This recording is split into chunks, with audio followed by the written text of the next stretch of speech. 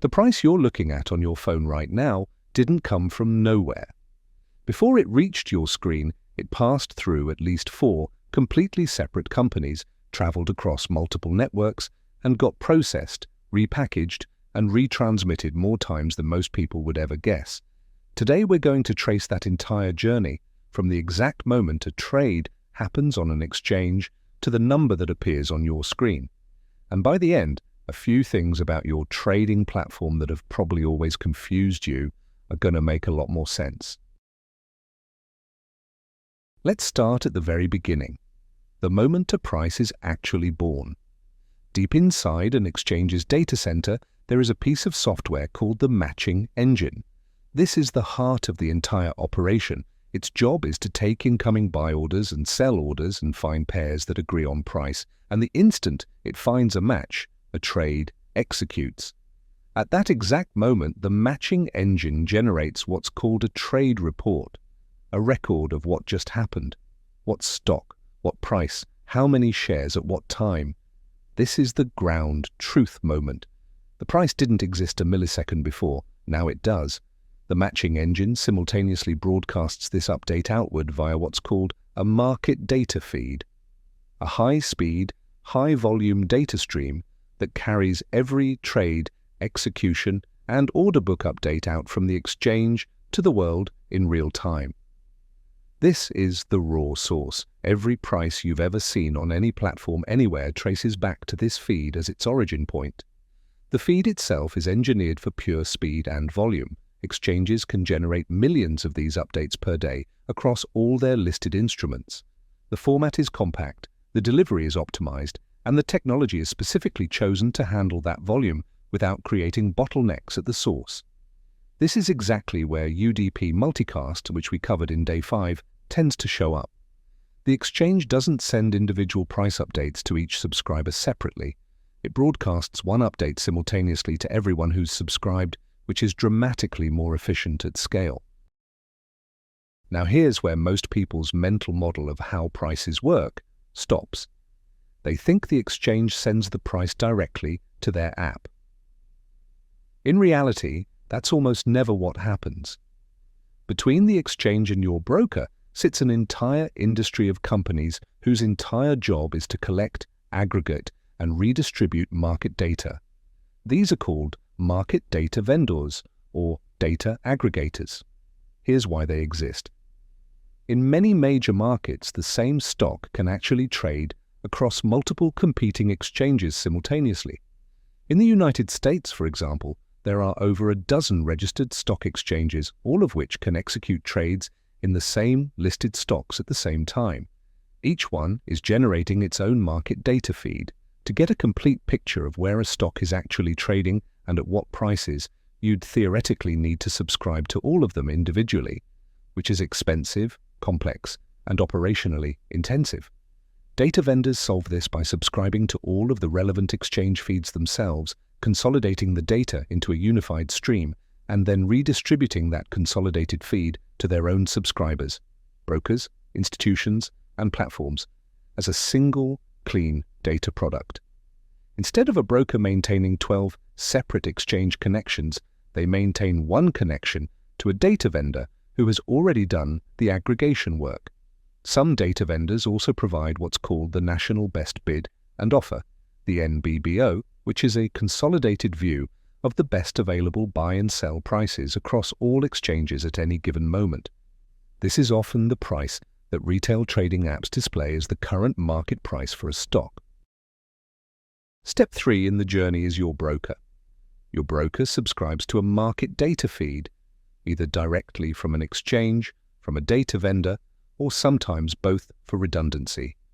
They're paying licensing fees for this access, and the quality and cost of their data subscriptions directly affects the quality of market data their platform can offer you.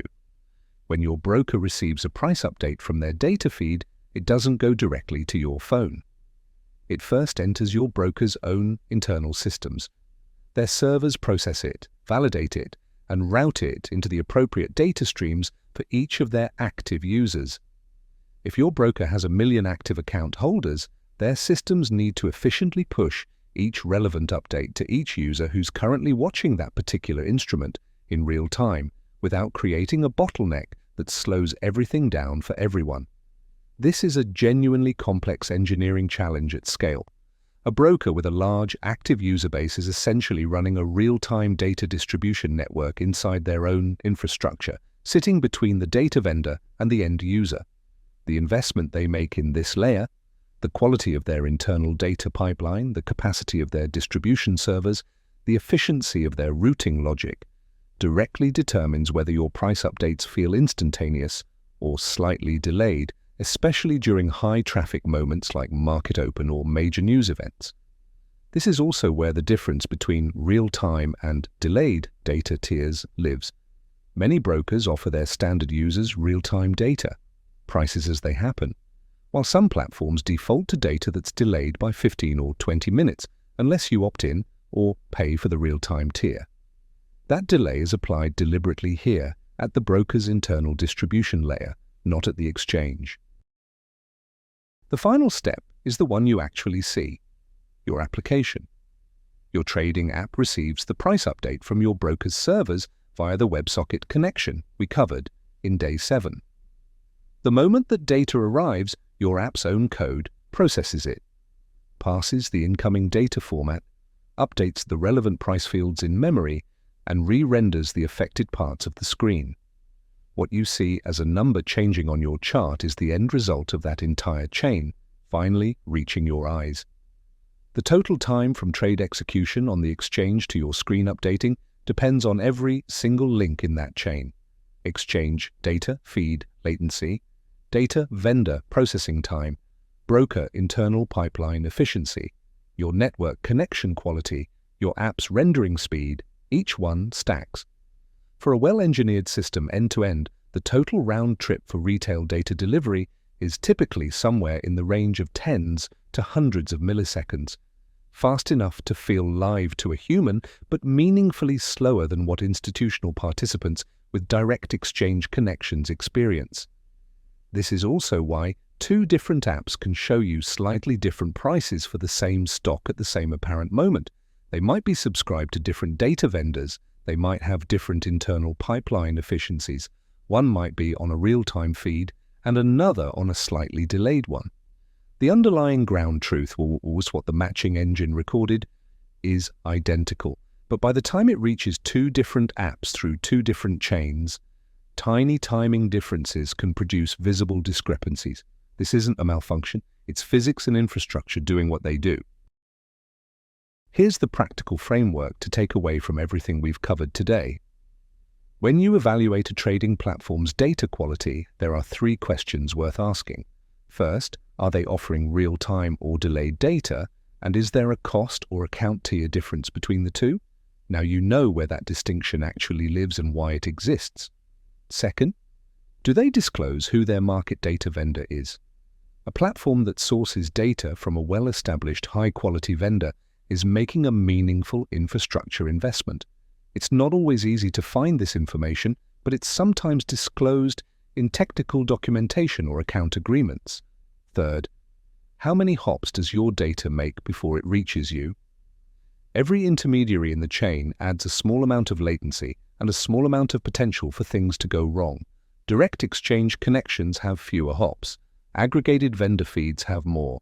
Neither is automatically better for your use case. But understanding the chain helps you interpret what you're seeing on screen. None of these questions have a single right answer, but the fact that you can now ask them at all and understand what the answers mean puts you in a significantly more informed position than the vast majority of retail traders. Let's recap. A market price update takes 4 stops before it reaches your screen. The exchange matching engine where the trade actually happened, the data vendor who aggregates feeds from multiple exchanges into one clean stream, your broker who subscribes to that feed and routes updates to active users, and finally, your app which renders the result on your screen. Every link in that chain adds time, cost, and potential variance, which is why prices can differ slightly between apps and why data quality is a real and meaningful difference between platforms. Tomorrow we're talking about something that sounds extreme the first time you hear it, but makes complete sense once you understand everything we've covered this week. Some firms pay millions of dollars a year just to physically place their servers in the same room as an exchange. It's called colocation, and it exists because of everything we just learned about that four-stop data chain. Subscribe so you don't miss it.